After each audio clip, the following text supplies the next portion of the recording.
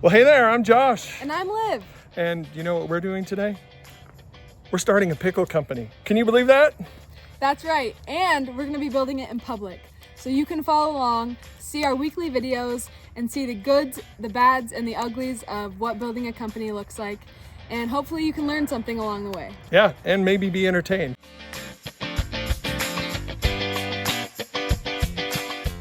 So the cool thing is we're standing in front of the garage that we've been making pickles for the last 10 years. We sell them right in this garage door, and in a total hipster fashion. We've been making pickles out of our family's recipe book. Liv's great-great-great-grandfather wrote pickle recipes in a book, and when we moved to Utah, we started giving them out to friends, and they just loved them. And then friends of friends, we started charging. We thought no one would want them. Everyone wanted them. They wanted even more. So we've never seen product market fit for anything like these pickles, and now we're going to try to build a commercial recipe and hopefully get them to you someday. Do you think we can do it? Let's do it. We're here at the office of Josh's Pickles headquarters. We've got computers, we've got whiteboards, everything we need to succeed. Everything we need to dream. All right, let's do some planning, Liv. Okay, what's first on the list? Well, we need to probably first nail down the brand. The label, we also have to address that, but the brand comes first. Is Josh's Pickles the right name for the company? We need to connect with the FDA advisors to get our commercial letter to be able to be approved to sell this commercially in stores. We need to meet with Sam Owens, who is a guru in the food business. He's headed up, marketing at many food companies, and he'll have some good insights. We need to nab our socials. We need to make sure we've got all of the socials. We got to find a commercial kitchen. We got to get jar, label, form factor, cucumber supplier, garlic supplier, vinegar supplier, jar and lid supplier. And then we need to create a small batch of prototype. Also, we need to test the jalapeno recipe, to do a cold pack test on jalapenos. Maybe we can do that today. What do you think? Does that sound good? Where should we start? Let's talk about the name. Okay, let's do that. Whiteboard. All right, so let me just set up what we're doing here. The name has been Josh's Pickles for years. I'm the one that kind of got this going and started giving pickles to friends. I ended up creating labels, and that has kind of become the brand. I think we just really need to decide, is Josh's Pickles the right name for this pickle company? If not, so that's the discussion I think we ought to have. So pros for Josh's Pickles would be the following that we already have, right? Yep, for sure. I think another pro, when it comes to naming a food product company, it seems like there's a shortcut of like name of founder, thing that they make. Duke's sausages, Newman's Own, Justin's peanut butter. So I think this format is the right format. So I think the name plus product. People can definitely relate to a person and a name. Yeah. And I think that name allows us to tell a family story, right? Mm-hmm. What are the limitations of this name? If eventually we want to expand to other products, is that a factor? Yeah, that is because pickles is kind of limiting if we want to do sauces or jam or something. I mean, there are a lot of recipes in the recipe book. So expansion is a risk. I do think this name gets us further faster short term, but there's a question mark long term. So long term viability. Let's think of other options. Like, what else would this company be? You said Little Family Farms. Yeah.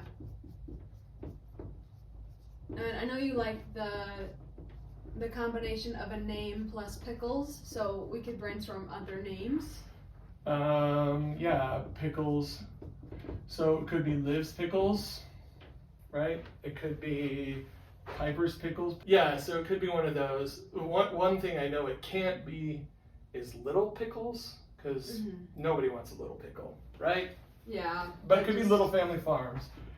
Other ideas are like regional or geographic, like a lot of people around here do. The Wasatch Mountains could be Rocky Mountain.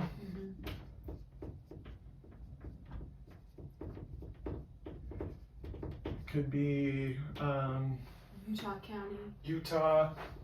Yeah. Salt Lake. But you know, a lot of pickle companies are named after a family name. Clausen, Vlasic, Nally, like those are some of the biggest pickle companies. Grillo's Pickles is one of the newer, McClure's Pickles.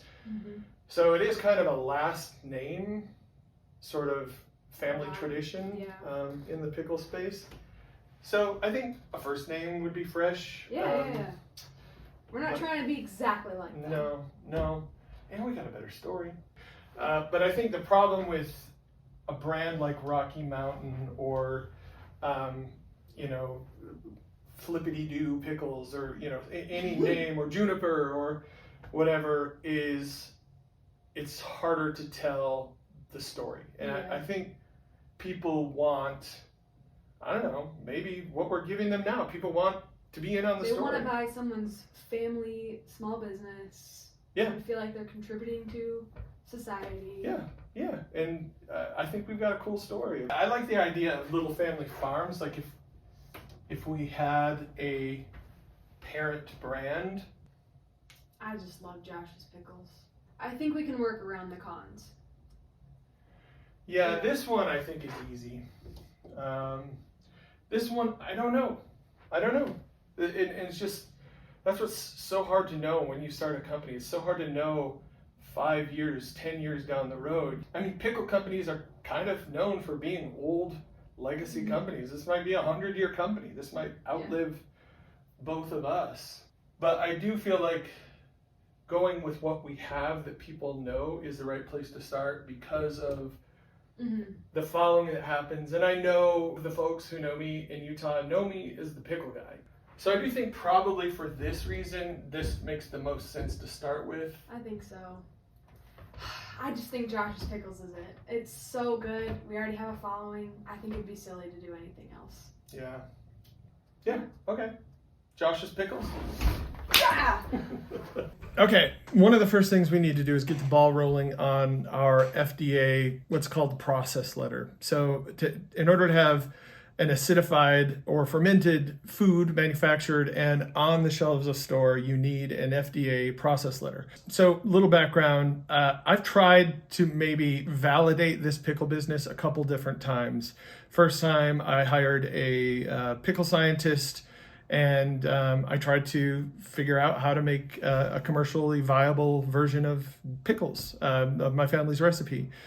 And it turns out, yes, we can make a commercially viable version of our pickle recipe, but it needs to be a refrigerated product. And refrigerated product is just kind of hard because you've got to ship it on a refrigerator truck. You have to keep it in a refrigerated storage facility. And then there's different space than, you know, the pickle, the shelf stable aisle and the refrigerated pickle aisle. So there's just challenges with that business. It's more capital intensive.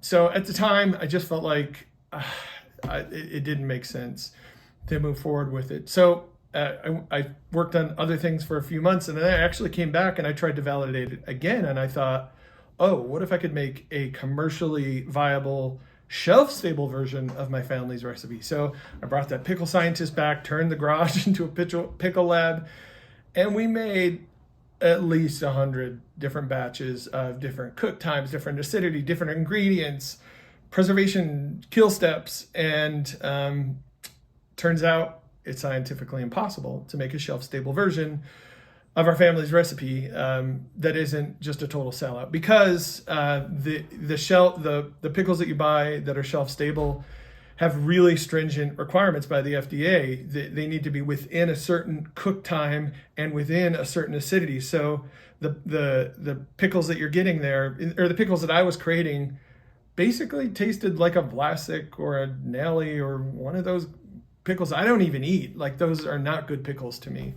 So then I had to make the decision. Do I want to sell out? How bad do I want a pickle company? And honestly, that's not why I was making pickles. That's not why I love doing what I do. That's not why people loved us. People loved us because it was kind of an organic product packed in a glass jar that was refrigerated and super crispy and super fresh and, you know, had that unique taste where all of the ingredients, the salt, the dill, the garlic, everything just kind of spoke evenly to you. That it wasn't, you know, because I feel like the pickles that are in the market today, they're just vinegar bombs. Like if you taste like a Grillo's pickle, it's just like vinegar. Like that's all you can taste. And yeah, there's dill and garlic in there, but it's just gone. And that's what's unique about our family recipe, especially with the dill pickles. So sending an email to Nick Fragadakis at North Carolina State University. That's where I went to get my Certified Foods Manufacturing certification, North Carolina State. So I'm legit, right? See, I've been working on this for a while, but this is day one of like legitimately going after. We've said we're burning the ships, we're building the company, and let's go for it, right? So I'm going to email Nick, and I'm going to see if I can work with him on getting this FDA process. And to do that, we essentially need to send him our process, send him our formulation, send him all the things to make that. They make it in a lab and prove that, you know, this is a commercially viable and safe recipe. So that's what I'm going to do right now.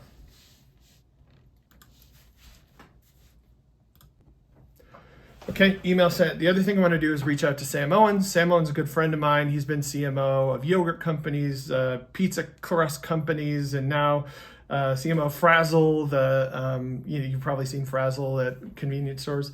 Knows a ton about the food business, knows everybody. So I'm going to text Sam, and hopefully we can set up a call. Maybe we can share some of the call when we have it with Sam.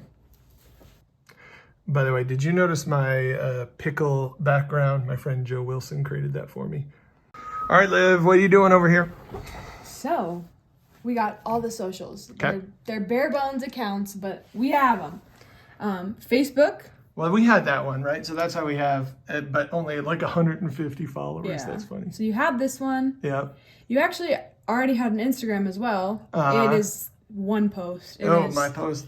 See, this is when I was cooking pickles, and I was trying to be a scientist, like different cook times and acidifications. They don't look very appetizing. That does not look like our product. Nobody wants a flaccid pickle. The TikTok, this is brand new. Okay. Somehow we already have 3 followers. What? Oh, Jenny and Grandpa. Oh, just friends and family. Okay.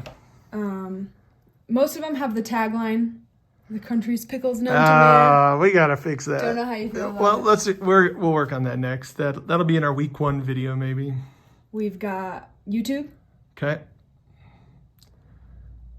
We've got LinkedIn. Okay. You already had this one. Okay, good. We've got Twitter. Sweet. I think this one is new. Okay. The other day. And bonus, Boo, the website. We gotta fix that. It's pretty good. Look at that. Well, we need to update a picture. That was my beardy days. Yeah, we need better product shots. Yeah, those I really just took those with my phone sitting out on the porch. They're not horrible. Not bad, yeah. But for phone. But they're all kind of yellowed. Yeah, they do look kind of skunky. Like the pickles look more bright than that. Yeah. Oh, and there's the book. We'll show you the actual Leatherbound book, and you saw the picture earlier. So I don't know. Part of the site. The idea is good. It's been a fun, last 10 years building pickles. Now it's time to make it commercial. Let's do it. Let's do it. Oh, Sam got back to us. It's amazing. I'm super excited for you guys. Yes, I'd love to jump on a call. I'm free tomorrow afternoon and most of Friday. Just let me know. Yes. All right, here we go. And look at that. Look at that jawline. That's a jawline for food products, right? Absolutely. Man, I'm just jealous of that.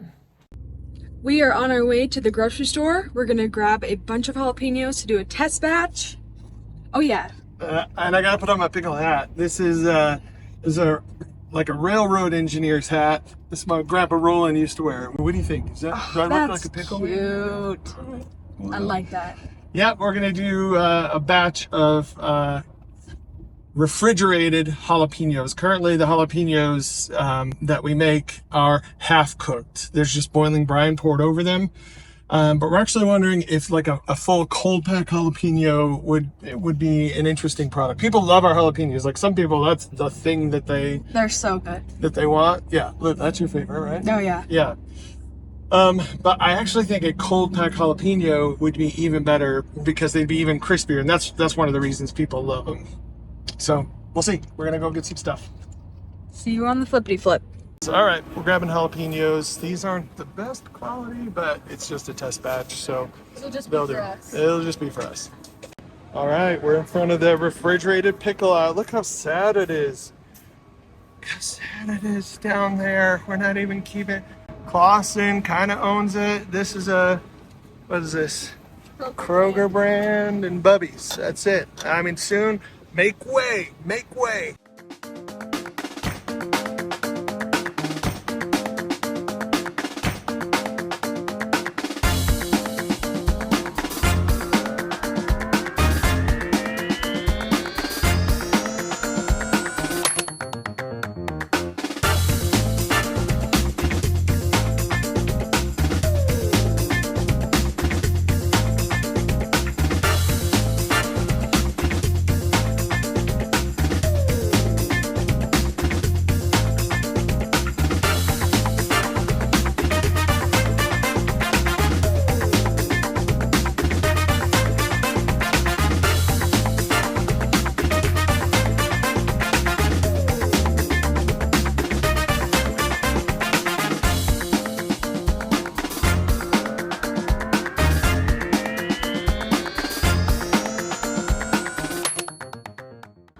All right, usually what we do is we pour boiling brine over these jars because the boiling brine is hot enough that it will actually seal the jars, and they can be technically shelf stable in how we're selling them currently with like the Utah Homemade Food Act.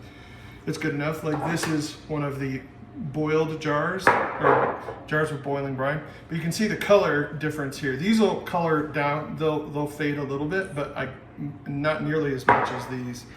So we're just gonna pour this cold brine over it, and then we're gonna refrigerate it, because that's what we're trying to experiment with is a refrigerated jalapeno product good, and is there a market for it? Because this would be unlike anything that you would find in the store, because everything you see in the store is way overcooked. If you've ever opened a jar of jalapenos and put them on your nachos or in any dish, they're just mushy. They're not firm at all. These actually are pretty firm, and I think these are going to be even firmer and maybe even have kind of a fresh jalapeno taste. So we will see.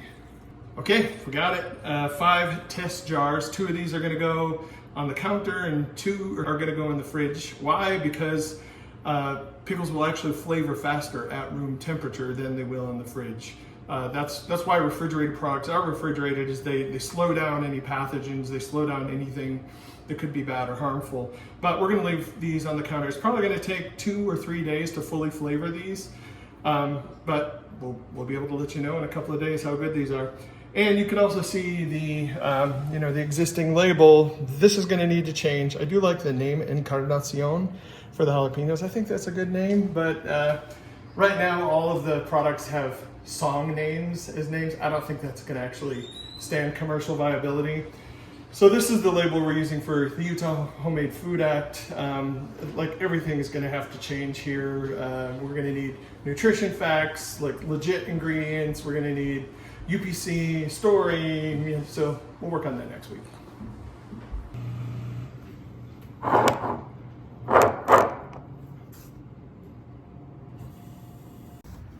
We hope you follow us along on our journey and comment to let us know what kind of content that you want to see from us. Yeah, we'd love to make this exciting, fun, entertaining, educating along the way. Okay, here's until next time on Josh's Pickles.